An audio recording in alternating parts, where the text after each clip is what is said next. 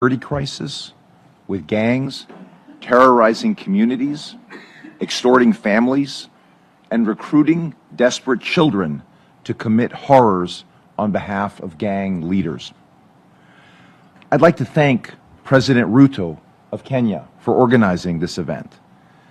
Kenya has shown courageous leadership in leading the multinational security support mission, and we are deeply grateful for its commitment and the sacrifices it has made, including, as you just mentioned, Mr. President, the lives of 3 of your people.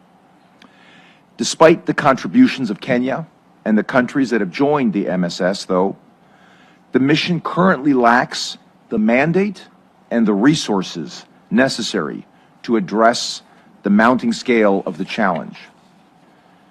That is why the United States and Panama have worked with Haiti to introduce a UN Security Council resolution to establish a larger gang suppression force with a broader mandate and a UN support office for Haiti, which would provide the necessary operational and logistical support for the force. This effort responds to the call from our partners in Kenya, as we have just heard, and has the full endorsement of Haiti. All 32 members of the Organization of American States have likewise signed on to a joint statement calling for the urgent passage of this resolution. It's not that often you get all 32 members of an international body to agree on something.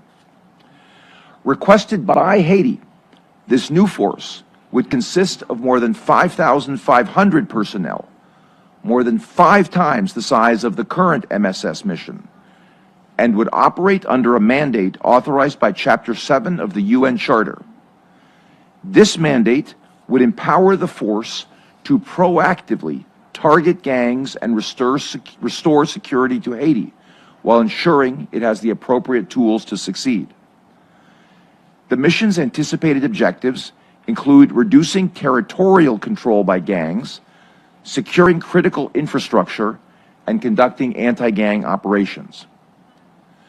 Unfortunately, the adoption of this resolution is not a done deal. Despite overwhelming support of the UN Security Council, there are still those who might try to prevent its adoption or slow our response in Haiti's hour of need. The time for action is now, and the United States asks all our partners to join us